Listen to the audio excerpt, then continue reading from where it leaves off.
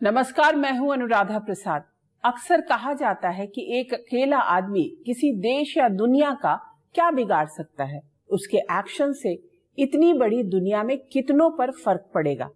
लेकिन अमेरिकी राष्ट्रपति डोनाल्ड ट्रंप ने अपनी दूसरी पारी के शुरुआती 1.5 महीने में ही पूरी दुनिया को एहसास करा दिया कि एक आदमी बहुत कुछ कर सकता है, दुनिया के बड़े हिस्से को टेंशन में डाल सकता है, अनिश्चितता, असुरक्षा और युद्ध का माहौल पैदा कर सकता है, दुनिया भर में कारोबार का कायदा बदल सकता है। पिछले 7-8 दशकों से दुनिया के पेचीदे मसलों को हल करने में अहम भूमिका निभाने वाले संगठनों के वजूद पर सवाल खड़े कर सकता है। जब से ट्रंप ने दूसरी पारी में अमेरिका की कमान संभाली है, वो अपने रौद्र रूप में आगे बढ़ रहे हैं। व्हाइट हाउस में प्रेसिडेंट ट्रंप और यूक्रेन के राष्ट्रपति ज़ेलेंस्की की तीखी तकरार पूरी दुनिया देख चुकी है, जिसकी आशंका शायद ही किसी को हो रही होगी। उसके बाद से ज़ेलेंस्की टेंशन में है कि उनके मुल्क यूक्रेन का क्या होगा। पूरा यूरोप इस टेंशन में है कि अगर अमेरिका ने सुरक्षा कवच हटा लिया तो रूस से कौन बचाएगा। ये जोड़ घटाव भी चल रहा है कि क्या यूरोपीय देश आपस में मिलकर यूक्रेन को रूस से बचा पाएंगे। डोनाल्ड ट्रंप के मेक अमेरिका ग्रेट अगेन के मिशन में स्पीड ब्रेकर की भूमिका में रूस है या फिर चाइना। चाइना को अपना रक्षा बजट क्यों बढ़ाना पड़ा? ट्रंप टैक्टिक्स से भारत को फायदा है या नुकसान? अगले कुछ वर्षों में कितना बदलेगा दुनिया का शक्ति संतुलन? आज ऐसे ही सवालों के जवाब तलाशने की कोशिश करेंगे अपने खास कार्यक्रम Trump the master of tension में।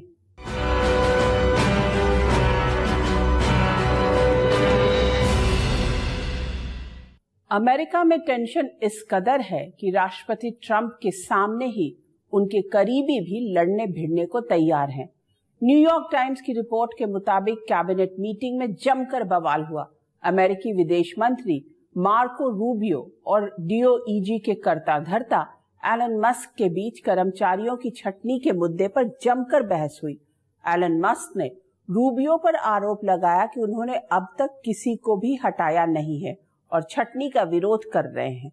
जवाब में रूबियो ने भी मस्क से पूछा, आपने कितनों को बाहर किया? इसी तरह मस्क ने जब ईमेल पर अमेरिका के सरकारी कर्मचारियों से कामकाज का हिसाब किताब मांगा तो बड़े पैमाने पर नाराजगी सामने आई।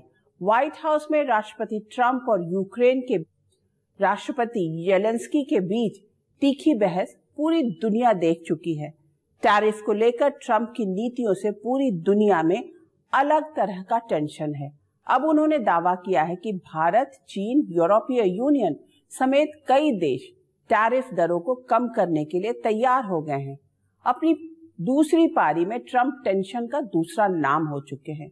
उनकी वजह से यूक्रेन टेंशन में है, पूरा यूरोप टेंशन में है, रशिया टेंशन में है, चाइना टेंशन में है, अरब वर्ल्ड के देश टेंशन में है, मेक्सिको टेंशन में है, पनामा के साथ साथ कनाडा टेंशन में है, यहाँ तक कि अमेरिका के लोग भी टेंशन में हैं। डोनाल्ड ट्रंप के दूसरी बार राष्ट्रपति बनने के बाद से अमेरिका में राष्ट्रपति चुनाव से शपथ ग्रहण तक के बीच अपने कई कार्यक्रमों में मैं आपको बता चुकी हूँ कि ट्रंप दुनिया को किस रास्ते लेकर जाने वाले हैं। ज्यादातर अनुमान बिल्कुल सही साबित हुए। मैंने ये आशंका जताई थी कि ये उलझन हमेशा रहेगी कि प्रेसिडेंट ट्रंप फैसले दिल से लेंगे या दिमाग से, वो किसी की सलाह से फैसले लेंगे या सब कुछ उनके मूड पर निर्भर करेगा। 28 फरवरी को व्हाइट हाउस में प्रेसिडेंट ट्रंप और ज़ेलेंस्की के बीच मुलाकात के दौरान जो कुछ भी हुआ, उसके बाद जिस तरह से यूरोपीय देशों ने एकजुटता दिखाई, उससे तो यही लग रहा है कि अब धक्का मार डिप्लोमेसी का युग शुरू हो गया है। ऐसे में सबसे पहले यूक्रेन और ज़ेलेंस्की के टेंशन को समझते हैं।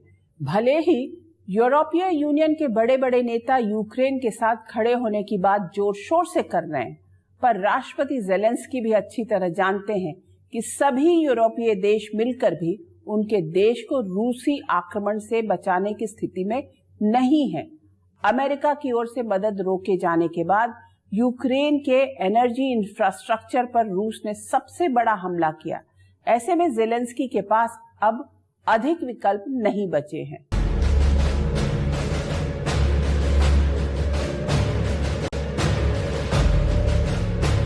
Gambling with the lives of millions of people. You're gambling with World War III. Your country is in big trouble.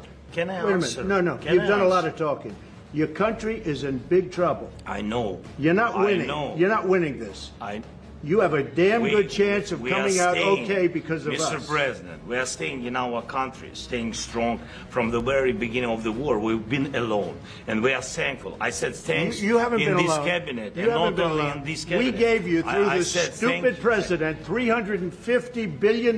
You voted we gave for you your military president. equipment, You and you voted men for are your brave, president. but they had to use our military. What about West? If you didn't have You our invited military me. equipment, You invited if me you to didn't speak. have our military equipment, this war would have been over in 2 weeks. In 3 okay? days, I heard it from Putin. In 3 days.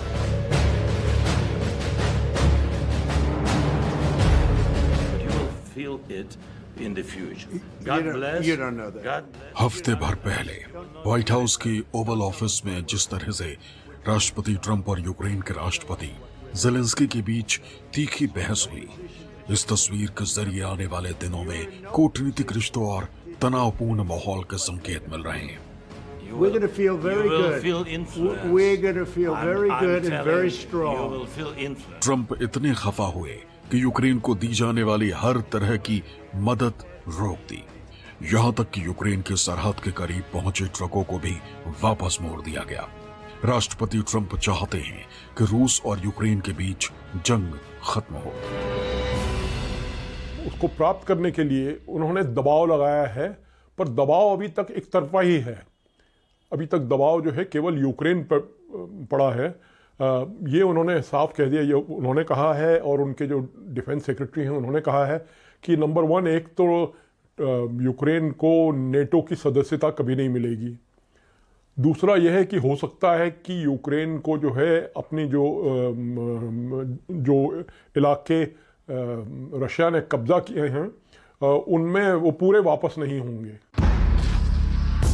पूरी दुनिया जानती है कि Ukraine पिछले 3 साल से रूस के सामने सीना ताने खड़ा था, क्योंकि उसके पीछे अमेरिका था। अमेरिका हर तरह से यूक्रेन की मदद कर रहा था। एक आंकड़े के मुताबिक अब तक अमेरिका ने यूक्रेन को $123 अरब की मदद दी है। वहीं यूरोपीय देशों ने $142 अरब की सहायता दी है। यूक्रेन को फंडिंग के मुद्दे पर सरेआम राष्ट्रपति ट्रंप और फ्रांस के राष्ट्रपति इमैनुअल मैक्रो के बीच नोकझोंक भी दुनिया के सामने आई। सबके सामने ही मैक्रो ने ट्रंप का हाथ पकड़कर उनकी गलती दुरुस्त कर दी। तमाम कोशिशों के बाद भी यूक्रेन रूस के बीच युद्ध विराम नहीं हो पा रहा है। अब सवाल यह है कि आखिर ट्रंप यूक्रेन रूस के बीच युद्ध विराम में इतनी दिलचस्पी क्यों दिखा रहे हैं? इसकी एक बड़ी वजह यूक्रेन में मौजूद बेशकीमती खनिज भंडार माना जा रहा है। अभी जो ज़ेलेंस्की की हालत है वो काफी खराब है, क्योंकि वो जो झगड़े हुए थे ट्रंप के साथ ओवल हाउस में, उसके बाद से ज़ेलेंस्की को लगता नहीं है कि अमेरिका उनको सपोर्ट करता रहेगा। वहां पे जो मिलिट्री सिक्योरिटी की बात, तो सिक्योरिटी गारंटी की बात हो रही थी कि जिसका डिमांड ज़ेलेंस्की कर रहे थे, वो सिक्योरिटी गारंटी भी ट्रंप देने के लिए तैयार नहीं है। और इसके बिना ही वो एक खनिज पदार्थ के साथ डील करना चाहते हैं, यानी कि यूक्रेन में जो खनिज पदार्थ है, जो रेयर अर्थ मटीरियल है, उसको वो अमेरिका पाना चाहता है। ट्रंप दुर्लभ खनिजों की सप्लाई में अमेरिका का हिस्सा बढ़ाना चाहते हैं। फिलहाल अमेरिका इन खनिजों के लिए चीन पर निर्भर है। खनिजों से भरे लुहांस्क, डोनेट्स्क, ज़पोरिया और खेरसॉन प्रांत पर 2022 से ही रूस का कब्जा है। व्हाइट हाउस में ट्रंप और ज़ेलेंस्की के बीच तीखी बहस के बाद से रूस के राष्ट्रपति पुतिन को अपना पलड़ा भारी दिख रहा है। रूसी सेना ने यूक्रेन पर प्रचंड हमला किया है, लेकिन क्या रूस के राष्ट्रपति युद्ध विराम के लिए तैयार हो जाएंगे? ट्रंप चाहते हैं कि वो पुतिन के साथ समझौता करें, और जो भी समझौता होगा उसमें, अब यूक्रेन की समस्या ये है कि रशिया ने तो काफी बड़ा इलाका अपने कब्जे में ले लिया है। क्या रशिया वो वापस करेगा? लगता तो नहीं है, क्योंकि वहाँ रशियन भाषी लोग रहते हैं। तो ये है सिचुएशन। अभी तो किस तरफ जाएगा बोलना मुश्किल है।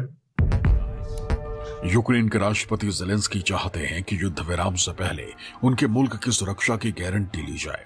वो चाहते हैं कि रूसी सेना यूक्रेन के कब्जे वाले इलाकों से पीछे हटे, लेकिन पुतिन शायद ही इसके लिए तैयार हो।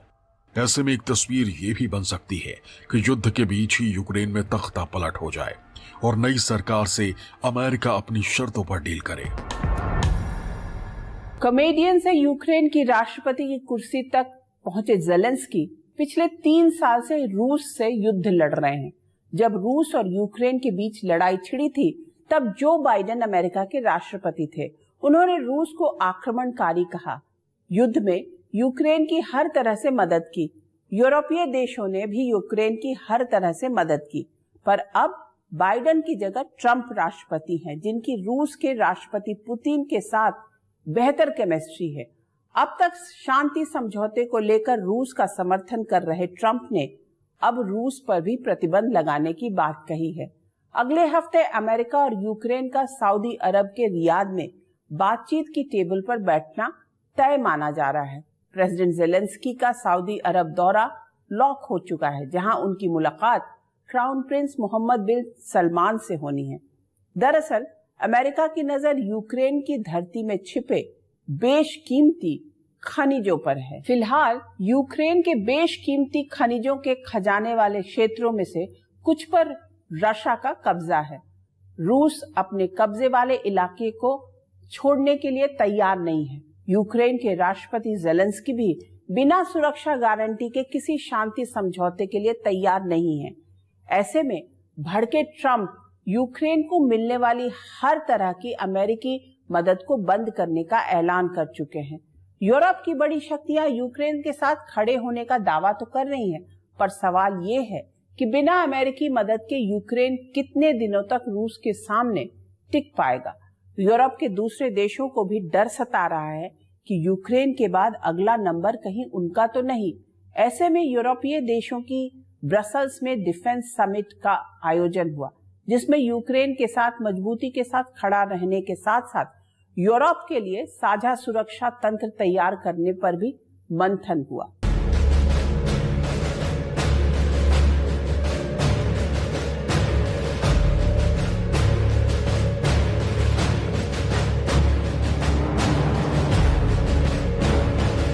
बेल्जियम की राजधानी ब्रसेल्स में यूरोपीय यूनियन की एक बहुत अहम बैठक हुई, जिसमें सदस्य देशों के प्रधानमंत्री और राष्ट्रपति शामिल हुए।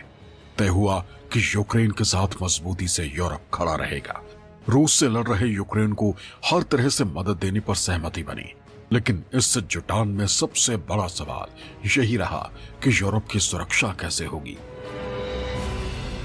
तो उसमें उन्होंने कुछ कमिट किए हैं कि कुछ फाइनेंशियल एड इत्यादि वो देंगे, लेकिन यूरोप केवल अपने बल पे अमेरिका के बिना युद्ध बहुत दिन तक नहीं सपोर्ट कर सकता है, और यूरोप को भी अपनी सिक्योरिटी का खतरा है। तो वैसे में पूरी तरह से अमेरिका के विरोध में नहीं जाएगा, और इस कारण से ज़ेलेंस्की अभी काफी परेशान है, काफी टेंशन है। यूरोपीय यूनियन के सदस्यों की सुरक्षा के लिए साझा तंत्र तैयार करने के लिए 150 अरब यूरो का डिफेंस फंड बनाने पर सहमति बनी।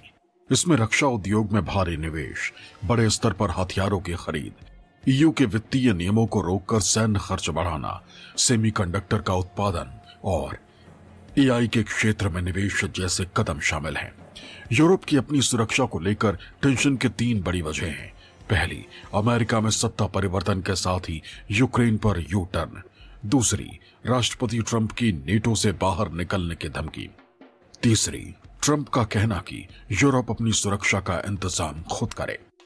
दूसरे विश्व युद्ध के बाद से यूरोप अपनी सुरक्षा के लिए बहुत हद तक अमेरिका पर निर्भर रहा है। अब तक नेटो की छतरी तले यूरोप की सुरक्षा का तंत्र काम कर रहा था, लेकिन अब अमेरिका की अगुवाई वाले सुरक्षा तंत्र से यूरोप का भरोसा उठ गया है। इसका साइड इफेक्ट ये है कि पोलैंड सरकार मुल्क के सभी वयस्क पुरुषों को मिलिट्री ट्रेनिंग देने की तैयारी कर रही है। जर्मनी अपनी रक्षा के लिए सैकड़ों अरब यूरो का निवेश करने की तैयारी कर रहा है। माना जा रहा है कि फ्रांस भी अपना रक्षा बजट डबल कर सकता है। यूरोप के दूसरे देश भी अपने स्तर पर सरहदी सुरक्षा मजबूत करने के तंत्र पर काम कर रहे हैं। ये एक बड़ी अजीब सी स्थिति है कि वो ये जो रशिया को एक उन्होंने एक दुश्मन बना के ये सब वो कर रहे हैं।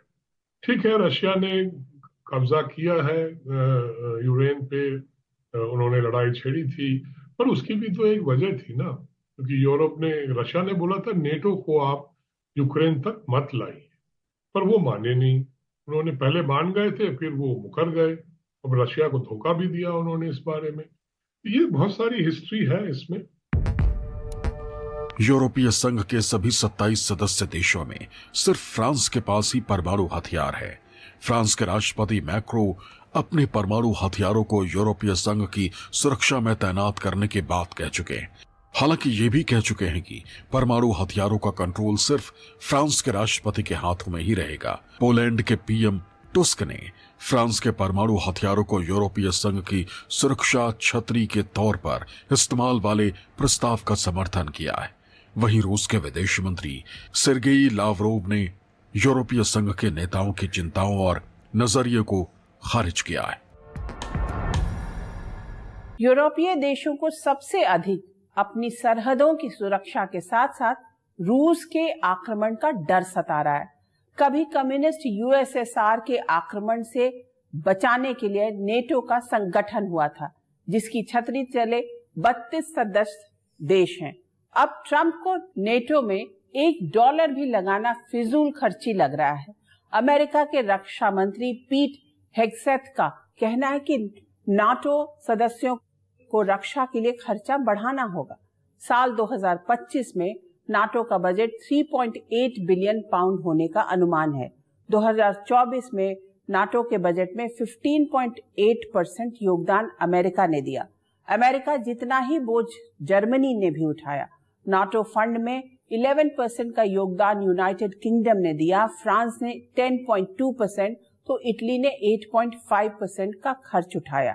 नाटो के दर्जन भर सदस्यों में हर एक की हिस्सेदारी 1% से भी कम की है। ट्रंप के आक्रामक अंदाज की वजह से नाटो का वजूद ही खतरे में आ गया है। ऐसे में नाटो का विकल्प तैयार करने की जो कोशिश यूरोप में चल रही है, वो किस अंजाम तक पहुंचेगी, उसका लीडर कौन होगा, ऐसे कई गंभीर सवालों के जवाब अभी भविष्य के गर्भ में है। दरअसल यूरोप की टेंशन की वजह रूस और अमेरिका है, वहीं अमेरिका की टेंशन रूस से अधिक चीन से है। चीन को दुश्मन नंबर 1 मानने वाले ट्रंप को यूरोप से ज्यादा फायदा रूस के साथ खड़े होने में दिख रहा है। पर ट्रंप कब क्या करेंगे और क्या कहेंगे, इसकी भविष्यवाणी करना मुश्किल है। उधर चीन को बड़े खतरे का अंदेशा अभी से होने लगा है। ऐसे में चीन के विदेश मंत्री वांग यी ने भारत से बेहतर रिश्ता बनाने की कोशिश शुरू कर दी है। वांग यी का कहना है कि भारत और चीन को एक दूसरे से मुकाबले की जगह साथ मिलकर काम करना चाहिए।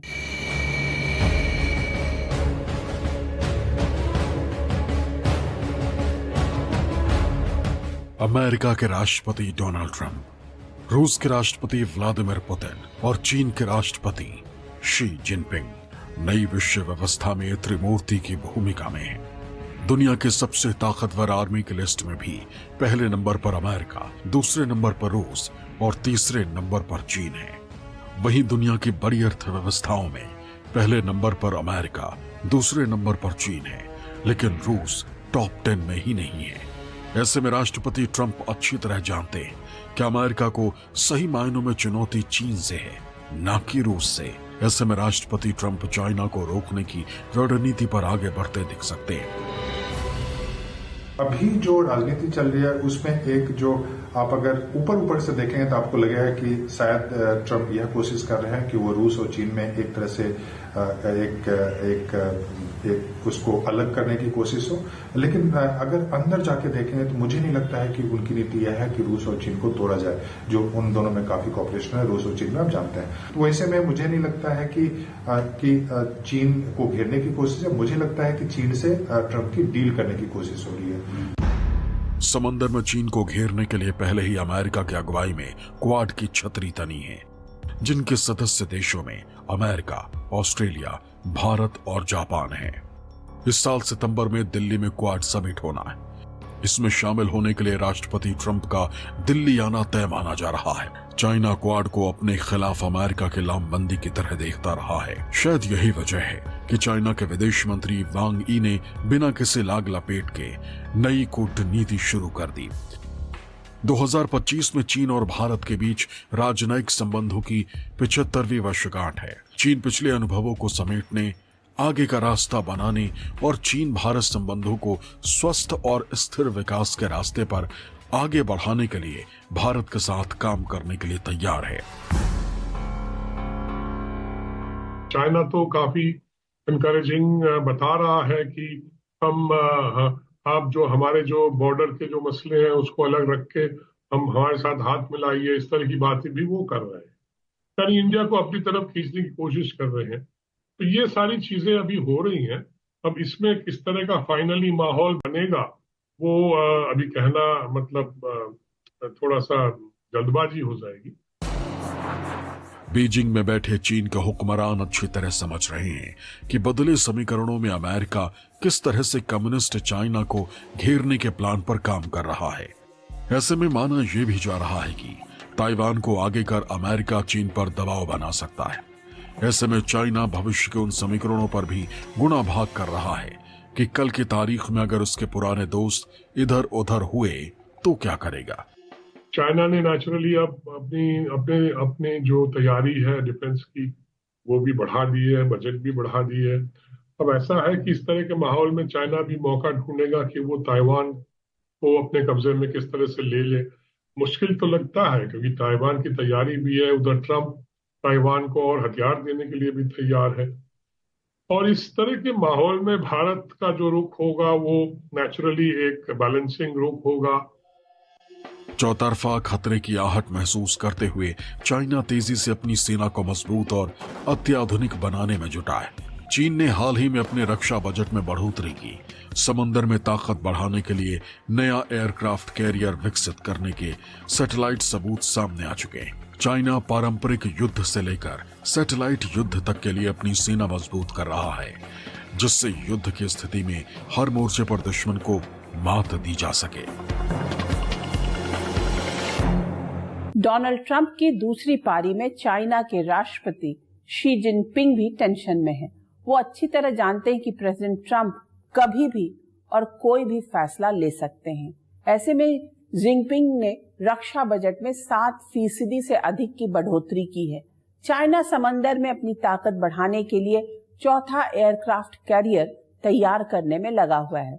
कुछ महीने पहले गुआंगडोंग शिपयार्ड में एक अत्याधुनिक एयरक्राफ्ट कैरियर निर्माण की सैटेलाइट तस्वीरें भी आ चुकी हैं। इंटरनेशनल मीडिया में ऐसी खबरें भी आ चुकी हैं कि चाइना कई खतरनाक युद्धपोत विकसित करने में जुटा है। दरअसल चीन पर शिकंजा कसने के लिए अमेरिका ताइवान का कंधा इस्तेमाल कर सकता है। चाइना की घेराबंदी के लिए अमेरिका क्वाड के मंच को भी मजबूत करने पर जोर दे सकता है। क्वाड में फिलहाल अमेरिका, जापान, भारत और ऑस्ट्रेलिया हैं। ऐसे में भारत के सामने दो तरह की स्थिति उत्पन्न हो सकती है, एक पॉजिटिव और दूसरी नेगेटिव। पॉजिटिव ये कि तेजी से बदलते समीकरण में यूरोपीय देश भारत के साथ रिश्ते बेहतर बनाने की पुरजोर कोशिश करेंगे। यूरोप और एशिया के कई छोटे बड़े देश भारत से अपनी सरहदों की सुरक्षा मजबूत करने के लिए हथियार खरीद सकते हैं, यानी भारत के लिए हथियारों की मंडी में नए सौदागर के रूप में जमने का मौका होगा। नेगेटिव स्थिति ये उत्पन्न होती दिख रही है कि चीन का मिलिट्री बजट बढ़ने के बाद भारत को भी अपनी सरहदी सुरक्षा के लिए खर्चा और बढ़ाना होगा। भारत के पूरब में लद्दाख से अरुणाचल तक 3488 किलोमीटर की चीन से सरहद लगती है।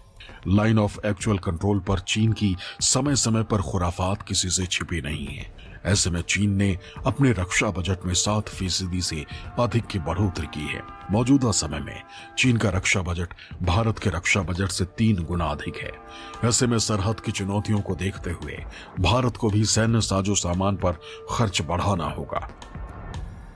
हमें भी अपने रक्षा पे बजट तो बढ़ाने की जरूरत पड़ेगी, क्योंकि चीन जिस ढंग से मॉडर्नाइज कर रहा है अपनी मिलिट्री को, शिप इंडस्ट्री को जैसे प्रमोट कर रहा है, उसका जो सैटेलाइट स्पेस में जो वो मिलिटराइज करने की कोशिश कर रहा है, तो हमें भी उस कॉम्पिटिशन में तो आना पड़ेगा, इसमें कोई शक नहीं, और रक्षा बजट भी बढ़ानी पड़ेगी। मौजूदा समय में हथियारों की मंडी का सबसे बड़ा सौदागर अमेरिका है। अभी भी भारत अपनी सैन्य जरूरतों के लिए विदेशों से हथियार खरीदता है, उसमें भी खासतौर से रूस से। फरवरी में अमेरिकी राष्ट्रपति ट्रंप ने पहले ही भारत को F-35 स्टील्थ फाइटर प्लेन बेचने की पेशकश की थी।